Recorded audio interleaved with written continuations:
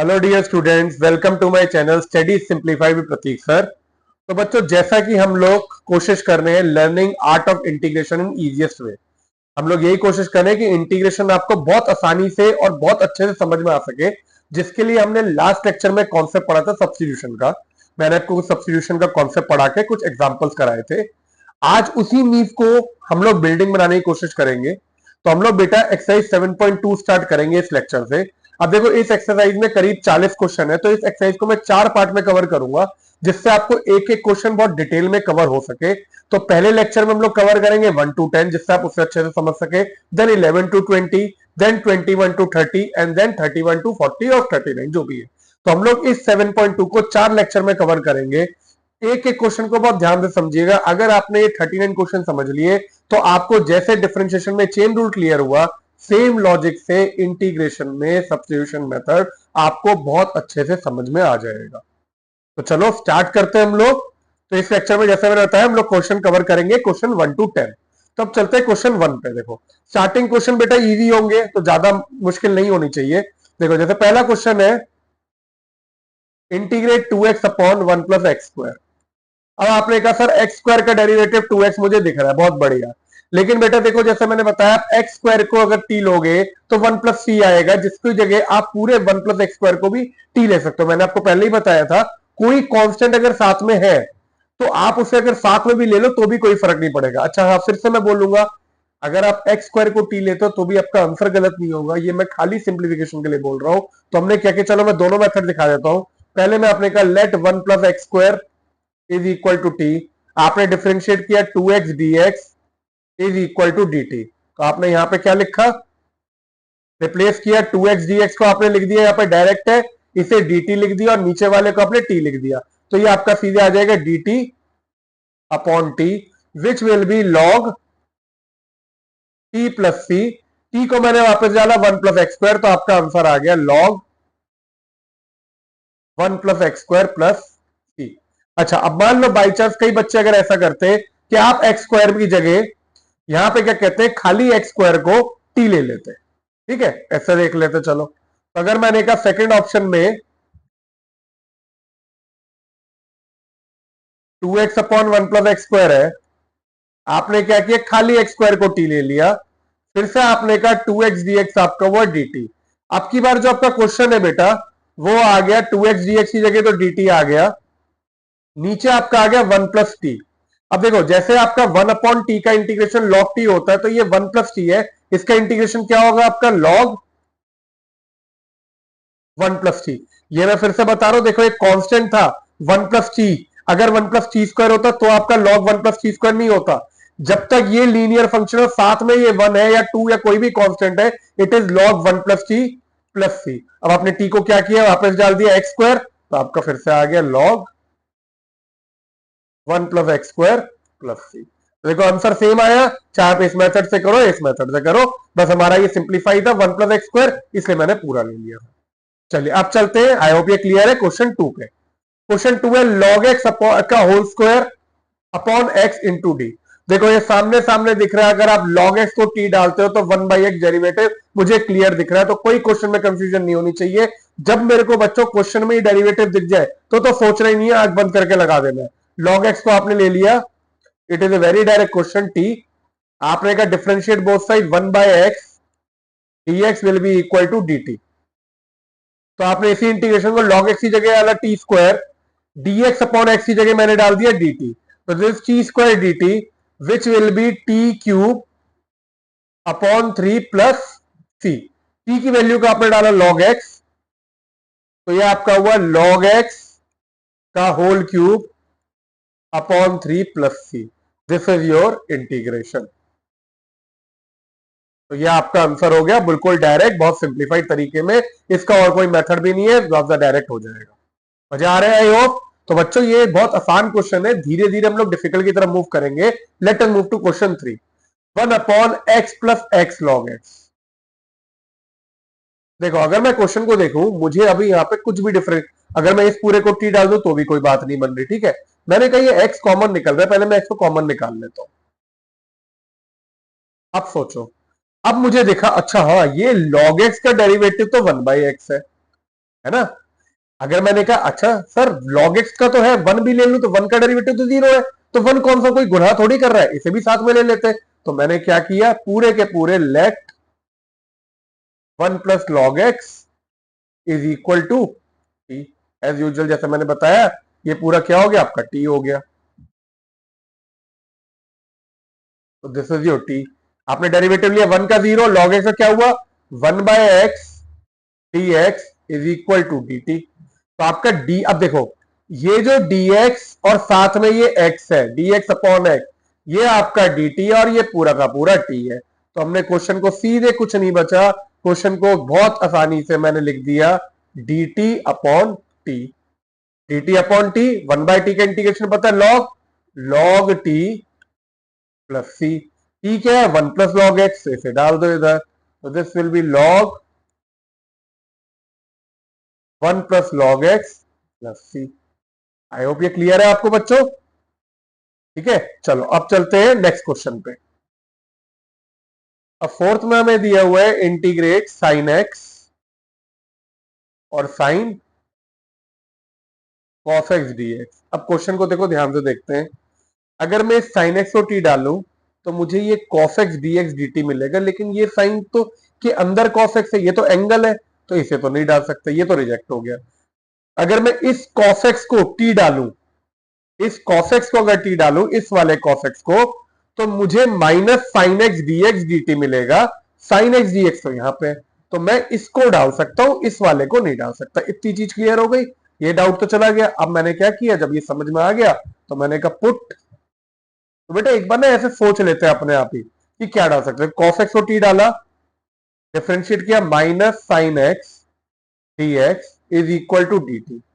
या आपका sign X dx कितना आ गया यहां से, माइनस डी टी के बराबर आ गया। तो आपने क्या किया यहां पे, इस पूरे को साइन टी, इस साइन एक्स डीएक्स को मैंने डाला डी टी, और ये माइनस लिख दिया यहां पे। ठीक है, क्लियर है। साइन टी का इंटीग्रेशन क्या होता है आपको, माइनस कॉस टी, आपको पता अच्छी तरह से। साइन टी का इंटीग्रेशन होता है माइनस कॉस टी। तो साइन माइनस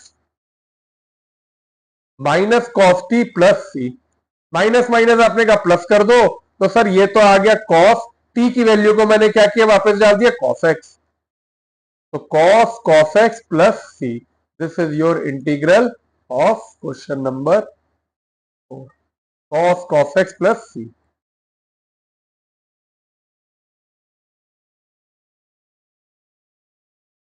आई होप ये क्लियर है बेटा। चलिए अब चलते हैं क्वेश्चन नंबर 5 पे। क्वेश्चन नंबर 5 है sine a x plus B cos a x plus B.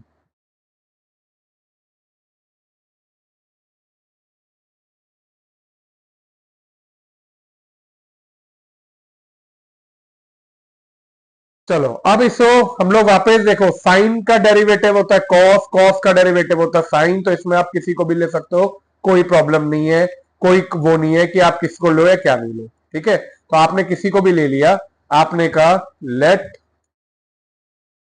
Sign a x plus B को टी ले लिया, तो साइन का डेरिवेटिव हुआ cos a x plus B, ठीक है, इनटू एक, अब ये चेन रूल लगेगा, देखो आगे, एक ए एक्स का होगा a is d d x is equal to D t, ये आपका आ गया डिफ्रेंशिएट करके। तो अगर आप कहो यहां से cos a x plus b d x will be equal to D T upon a, जो हमें निकालना है cos ax plus b d x will be equal to D T upon a. इसे हम वापस सब्स्टिट्यूट कर देते हैं यहाँ पे। तो मैंने इसकी जगह तो डाला t और इसकी जगह डाला डी टी अपॉन ए। तो ये क्या आ गया वापस आपका, t D t one by ए।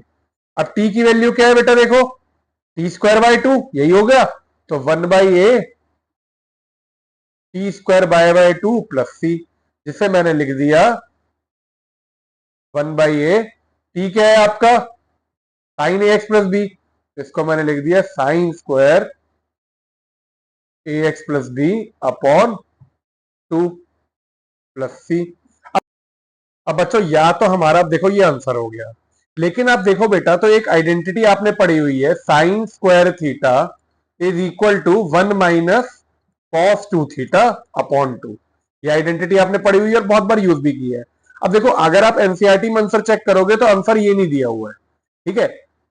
अगर आपको आंसर यहां पे छोड़ना है वो ठीक है, लेकिन अगर बाई चांस क्वेश्चन एमसीक्यू में दिया है तो आपको इसको रिड्यूस करना होगा। तो रिड्यूस करने में लोग क्या करेंगे, यहां पे लिखा 1/a साइन स्क्वायर थीटा को मैंने लिख दिया 1 माइनस कॉस 2 थीटा आपका ए एक्स प्लस बी है, a x plus b upon 2 plus c.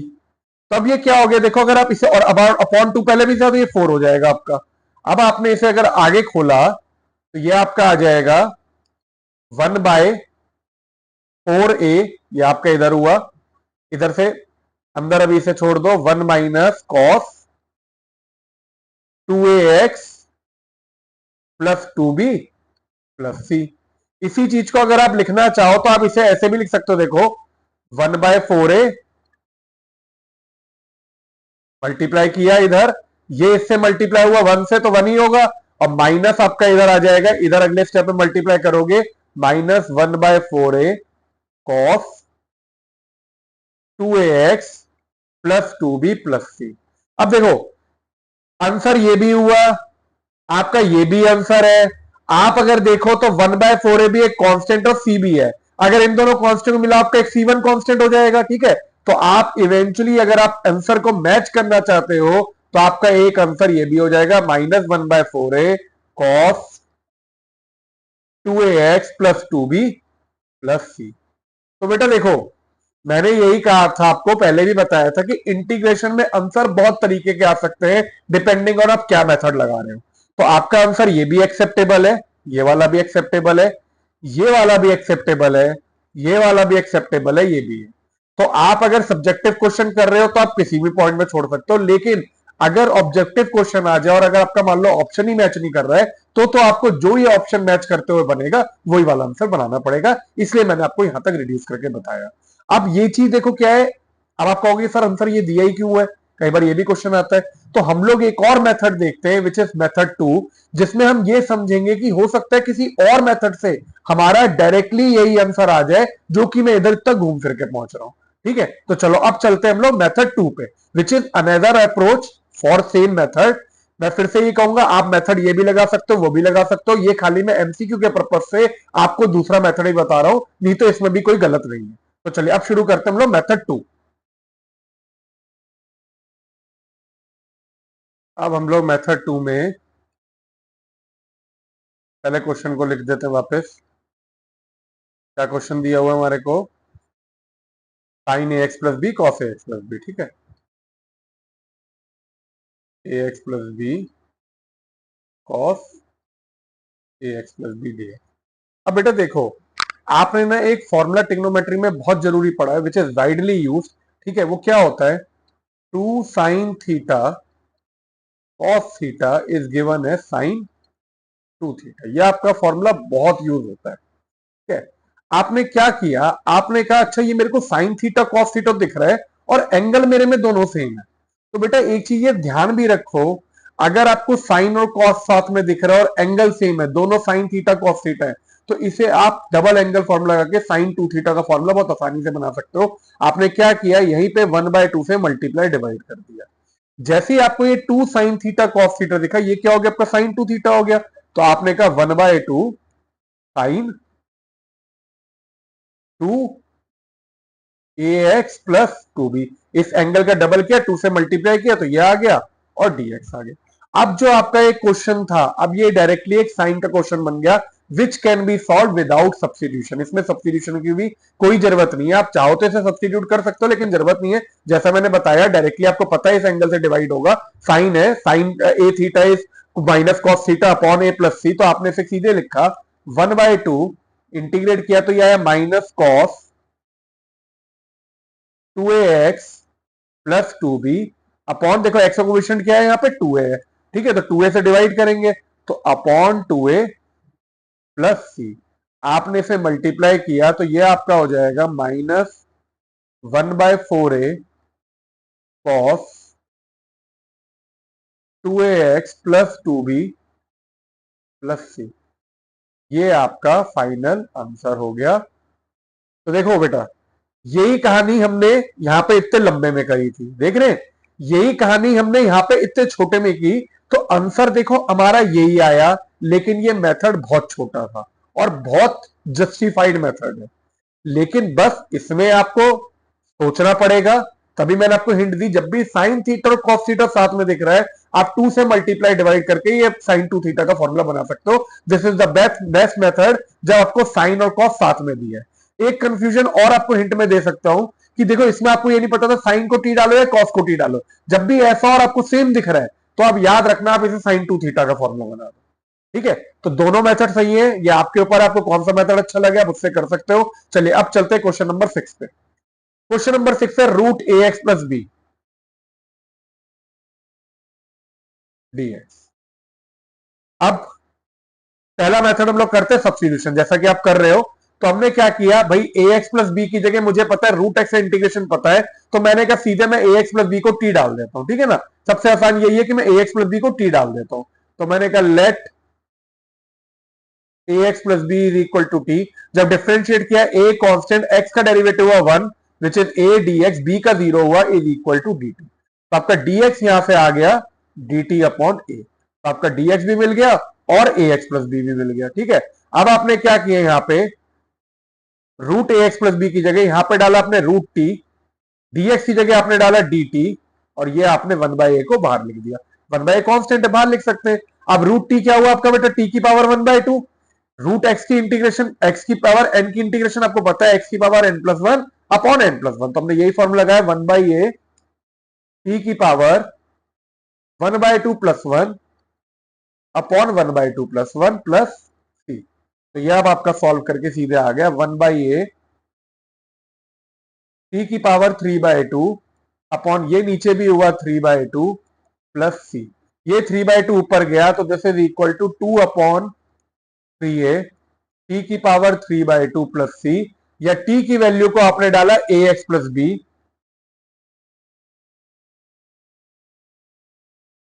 तो this is a x plus b to the power 3/2 plus c. ये आपका आंसर आ गया इंटीग्रेट करके।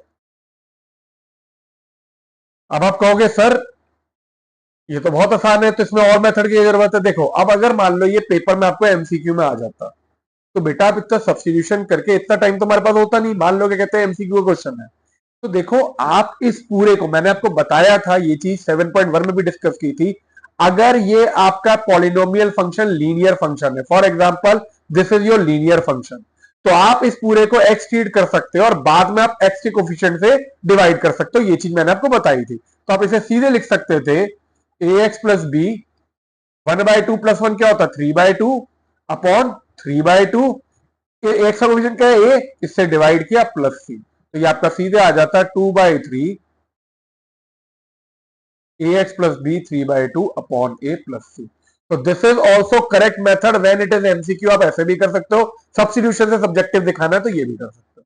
तो कई क्वेश्चन, क्योंकि इंटीग्रेशन बहुत लेंथी है, तो कई क्वेश्चन जो कि शॉर्ट में हो सकते हैं, आप उन्हें शॉर्ट में सीखो जिससे आपके एमसीक्यू में टाइम भी बचे और क्या कहते हैं आप क्वेश्चन को फटाफट कर भी पाओ। तो ये एक हिंट थी कि जब भी आपका कोई भी लीनियर फंक्शन है कोई भी पावर के साथ जिसमें लीनियर फंक्शन नीचे दिया है, तो बस आपको फॉर्मूला वही लगाना है एक्स की पावर एन, इस पूरे को एक्स लेके, लेकिन जो आखिरी में एक्स का जो कोफिशिएंट है उससे डिवाइड कर दो। But this is valid only for linear function. मैं फिर से बार बार बोल रहा हूं, उसके अलावा किसी के लिए क्वाड्रेटिक या कोई भी डिग्री भरती है तो ये फॉर्मूला वैलिड या ये लॉजिक वैलिड नहीं होगा। चलिए अब चलते हैं क्वेश्चन 7 पे। क्वेश्चन 7 में कहते हैं integrate X root X plus 2 D x. अब देखो बेटा, अगर आप अभी क्वेश्चन में देखो, ये रूट है, इधर से ये मल्टीप्लाई हो रहा है, x प्लस 2 अगर पावर 1/2, आप इसे मल्टीप्लाई भी नहीं कर सकते, आप यहां पे अटके हुए हो। जब तक कि ये सिंगल पार्ट नहीं आ जाता, मतलब कि ये पूरा का पूरा जो है वो एक कुछ सिंगल नहीं आ जाता, आप इसे सिंप्लीफाई नहीं कर सकते। तो आपने कहा, जैसा कि मैंने उस डिनोमिनेटर में, आपको याद होगा x प्लस ए को जो sine x upon sine x plus a, तो उसमें हमने क्या किया था बच्चों, डिनोमिनेटर को टी लिया था। तो मैंने क्या किया, यहां पे ये वाला जो पार्ट है x प्लस 2, मैंने कहा लेट x प्लस 2 को t ले लेता हूं। जब मैंने ये t लिया तो x का डेरिवेटिव तो होता है 1, तो ये आ गया आपका dx इज 2 का 0 इज इक्वल टू dt। तो सबसे बड़ा फायदा मुझे क्या हुआ, dx और dt में कुछ भी लगा सकते हैं, x प्लस 2t हो गया, बचता है ये x। तो अगर मैं देखूं यहां से x क्या हो जाएगा इधर से ही, x is equal to t minus two. तो अब ये क्वेश्चन में क्या हुआ, मैंने इधर लिखा t माइनस टू, ये आ गया रूट टी डी टी। अब देखो बेटा इससे फायदा क्या हुआ, जब ये अकेला रूट टी है आप इसे इन दोनों में मल्टीप्लाई कर सकते हो, बिकॉज इसके ऊपर कोई पावर नहीं है। क्योंकि जब पावर नहीं है तो ये अकेला मल्टीप्लाई होके this will be T root T D T minus two बार रूट टी डी टी। अब देखो ये सिंप्लीफाई हो गया, ठीक है। तो दिस इज बेटा हिट एंड ट्राई। अब मेरे को अभी डेरिवेटिव नहीं दिखा था ना, मेरे को कोई फॉर्म दिखी थी जो मैंने बताई थी, तो मैंने कहा था जब कोई फॉर्म नहीं दिखे तो आप उसे क्वेश्चन को सिंप्लीफाई करने की तरफ मूव किया करो। तो जब हमने सिंप्लीफाई किया तो ये अब आ गया मेरा टी की power 3/2 d T minus two, इसे मैंने लिख दिया टी की पावर 1/2 डी टी। अब इंटीग्रेट होगा ये, ठीक है। तो दिस विल बी टी की power 3/2 plus 1 upon 3/2 plus 1 minus two t की पावर 1/2 प्लस 1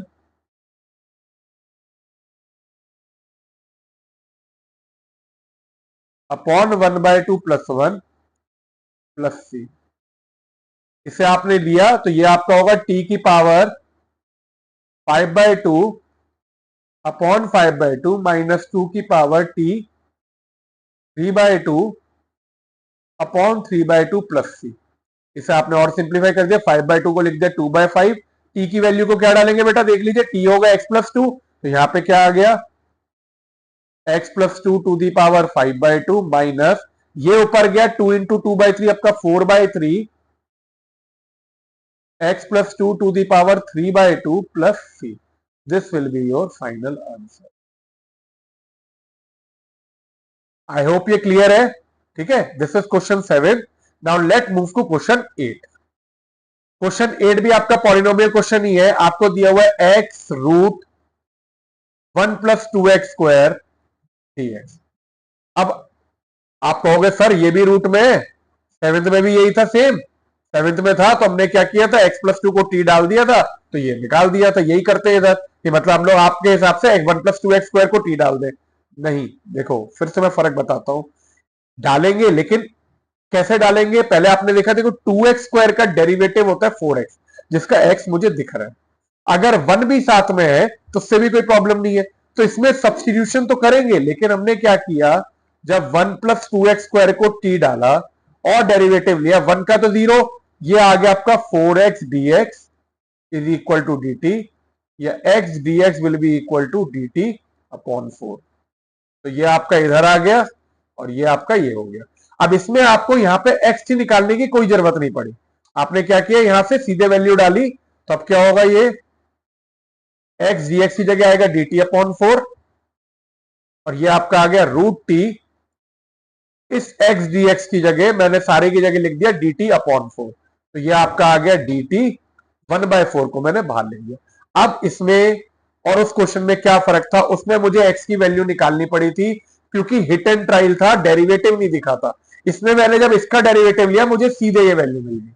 अब आपने इसे इंटीग्रेट किया तो 1/4 t की power 1/2 plus 1 upon 1/2 plus 1 plus C, which is equal to 1/4 t की पावर 3/2 अपॉन 3/2 प्लस सी। इस 3/2 को आप ऊपर ले गए तो ये हुआ आपका 1/4 इंटू 2/3, t की वैल्यू को मैंने वापस डाला 1 प्लस 2x स्क्वायर, तो this will be 1 plus 2x square 3/2 plus c. इसे सिंप्लीफाई किया तो इवेंचुअली आंसर आ गया 1/6 1 plus 2x square 3/2 plus c. तो this is your answer for question number 8। तो आई होप ये क्लियर है बेटा, सिंपल था। तो अभी तक आपको मैंने दो चीजें बताई, या तो आपको डेरिवेटिव दिख रहा है या फिर आप क्या कर रहे हो, किसी किसी क्वेश्चन में पूरे बड़े वाली चीज को, बड़े पॉलिनोमियल फंक्शन को कुछ ले लेते हो जिससे छोटे वाले x को रिप्लेस कर देते हैं। तो ये दो मेथड ध्यान रखिएगा। Let us move to another question which is question 9। अब क्वेश्चन 9 दिया हुआ है आपको, इंटीग्रेट करना है 4x प्लस 2, अंदर दिया है root X square plus x plus 1। 4x plus 2 root के अंदर X square plus X plus 1 आपको ये दिया हुआ है। अब अगर आप देखो बेटा, सबसे पहले तो इस रूट को तो सिंप्लीफाई करना ही पड़ेगा। तो आंख बंद करके मैंने x square plus X plus 1 को पहले टी डाल दिया, देखते क्या होता है। कई बार भगवान भरोसे भी डाल सकते हैं ना चीजों को। वैसे तो मैं हिंट दे दूंगा, आप डेरिवेटिव देखो यहीं से दिख रहा है 2x प्लस 1 और 2 कॉमन निकालो तो 2x प्लस 1 दिख रहा है। लेकिन खैर हमें नहीं भी पता तो हमने क्या किया, x square plus X plus 1 को टी डाल दिया। डिफरेंशिएट किया आपका आया 2x plus 1 dx is equal to dt। अब मुझे यहाँ पे 2x प्लस 1 दिख रहा है, यहाँ पे 4x प्लस 2। ठीक है, अगर मुझे ये भी दिख रहा है 2 कॉमन लूंगा तो 2x प्लस 1। तो मैंने इस क्वेश्चन को पहले 2 को कॉमन लेके इसे लिख दिया 2x plus 1 root X square plus X plus 1 dx। अब मैंने कहा भाई ये 2x प्लस 1 और dx ये तो हो जाएगा dt और ये पूरा क्या हो जाएगा रूट टी। इस 2 को क्या करेंगे, बाहर ले जाएंगे।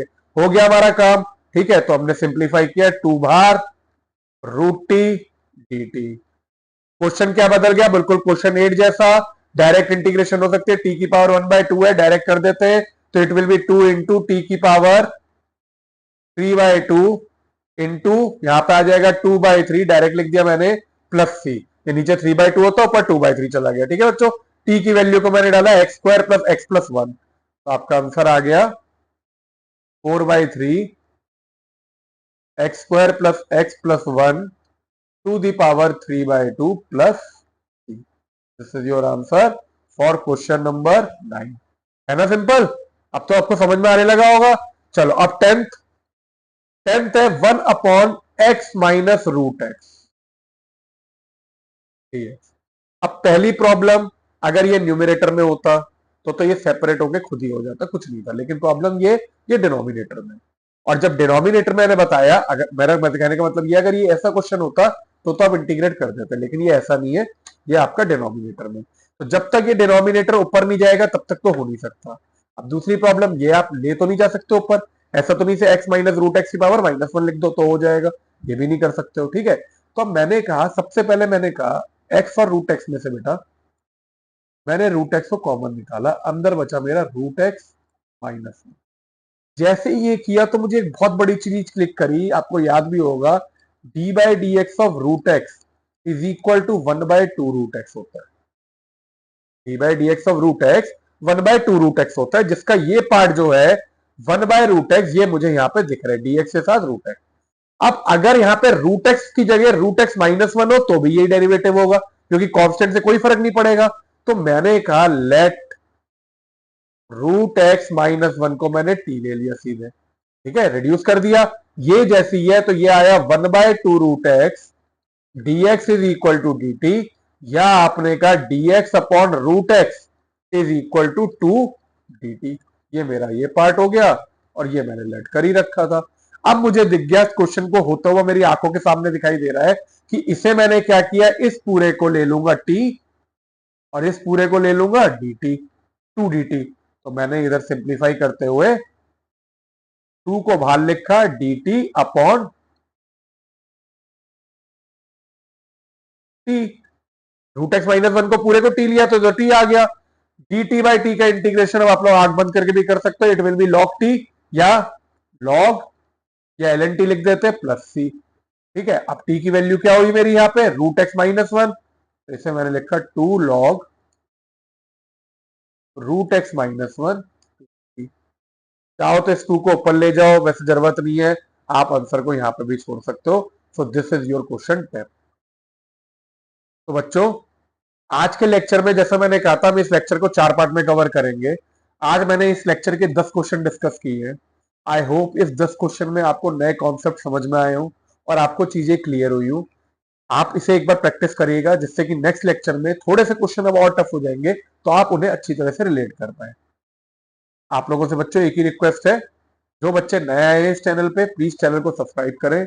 अगर आपको ये लेक्चर अच्छा लगा हो, अपने कमेंट्स छोड़ें, लाइक करें वीडियो को और शेयर करें ज्यादा से ज्यादा, जिससे बच्चों आपके साथ इंटीग्रेशन औरों को भी क्लियर हो सके और मेरा जो पर्पस है इंटीग्रेशन को इजी बनाने का वो फुलफिल हो सके। तो आपको अगर ये लेक्चर समझ में आ रहा है, नहीं भी आ रहा तो भी प्लीज कमेंट में लिखिए और कोई प्रॉब्लम हो व्हाट्सएप नंबर दिया, आप उस पर क्या कहते हैं मुझे मैसेज कर सकते हैं। मिलते हैं नेक्स्ट लेक्चर में नए क्वेश्चन के साथ, नए कॉन्सेप्ट के साथ। तब तक के लिए अपना ध्यान रखिए। Good bye my students, take care, have a nice day.